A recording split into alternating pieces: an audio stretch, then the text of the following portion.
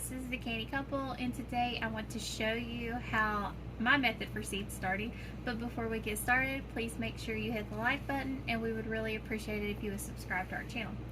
So today I am starting seeds. It is the middle of February, so this is time for me to start my broccoli, my eggplant, peppers, tomatoes.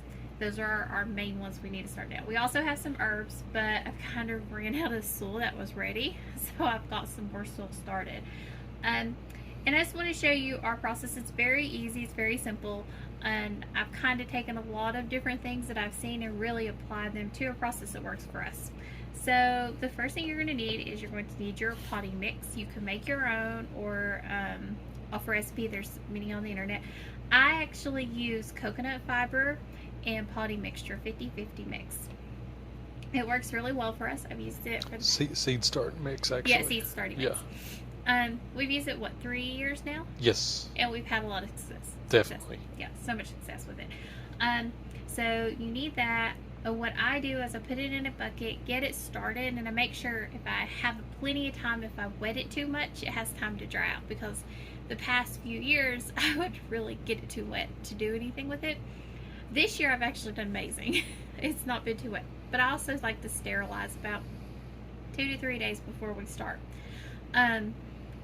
So I fill pots, and the pots that I'm using are actually 1-inch pots. So they're little 1 by 1 inch pots, as you can see here. They're really handy.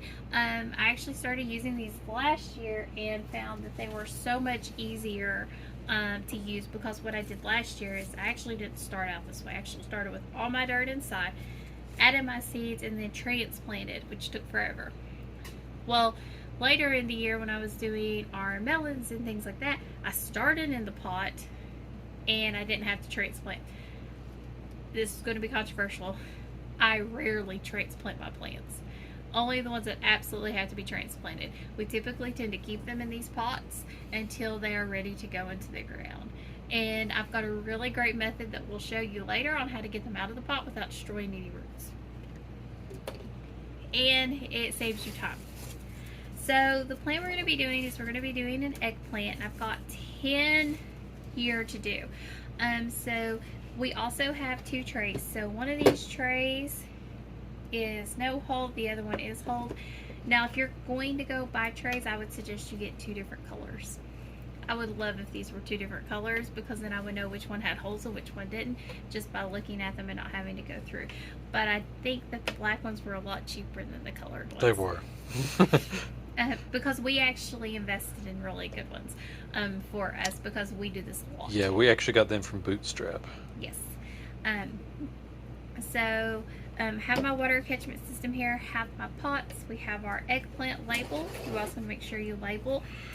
This is not the way I wanted to label this year. I actually wanted to upgrade this, but time sort of got away from us and I couldn't get what I wanted for this year. But I've used it in the past and it works well for us. It's just not perfect. So we're doing the ping tongue long, and we're doing this. We had one last year. Yeah. We had the other one do a lot better, but I didn't like the taste of it. This one's supposed to be milder, easy to cook, easy to preserve. That's really what we're Great storage, yeah. So you also need tweezers. I found these work the best. These are just cheap tweezers that came with a little gardening thing I bought for next to nothing. So what I'm going to do is I'm going to start by making a little hole here.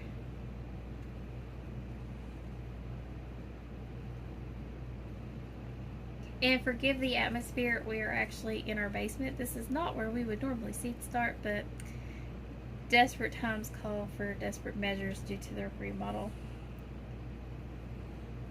Okay, so we made our little hole there. We're going to wipe off our tweezers. You have to do this, or your seeds will stick to your tweezers. You do not want them damp or wet at all. You want them as dry as you can get them. And then you're going to put your seeds. I put them in the palm of my hand. You can lay them on your table or wherever. I just find it easier to do the palm of my hand.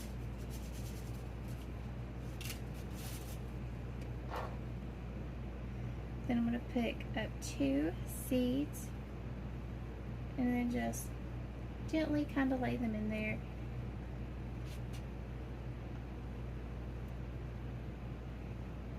This is probably the hardest part of the entire process and the most time consuming, but I can tell you it does work a lot better this way compared to just trying to do your fingers or your hands.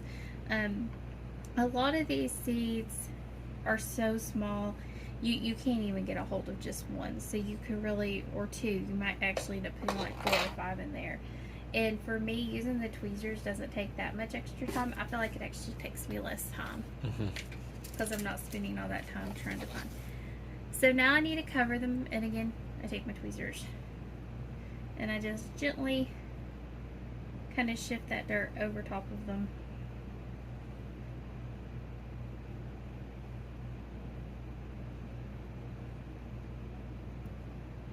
And after this, all we're going to do is we're going to take some cling wrap. Now you can use a humidity dome, you can do whatever you want here. We like cling wrap because it's really just throw it on there and you're done. Just put a little cling wrap on there. I'm going to tape it on the sides. This is the only one I'm going to do. Well, these two I'm going to do smaller because they're going on a heat mat. I want my peppers and eggplants, and I'm a little worried about the plastic touching the heat mat. So we're trying to be careful about that. But everything else, I'll just take it all the way across. And here it's going to show you what our actual setup looks like with our lights and everything. So here are our seed starting setup, our racks. We are actually using the, I don't know how to say that, Baraha LED grow lights. These are the one Jack Spirico recommends. Yes. And we recommend them too. They're fantastic.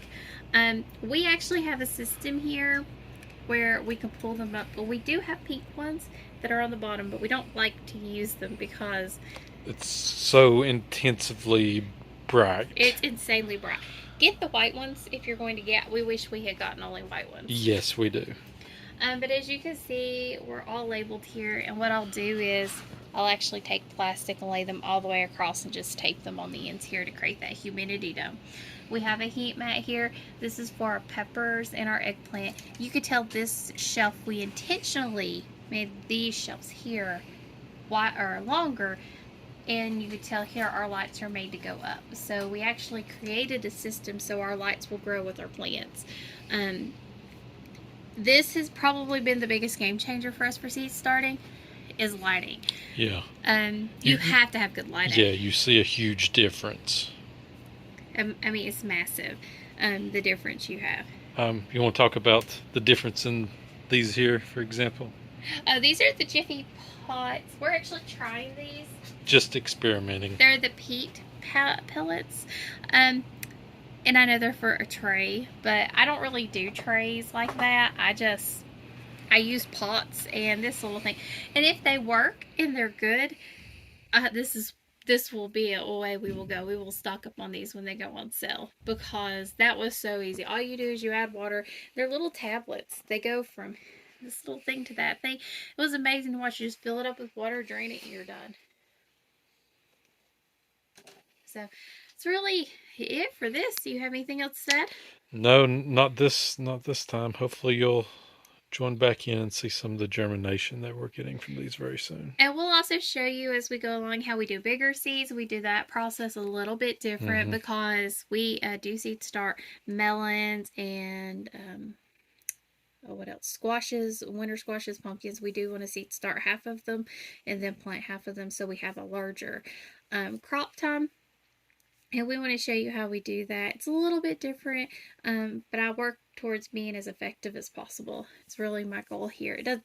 That process doesn't work for these really little bitty seeds, but it works really good for the bigger ones. This process works really well for little seeds.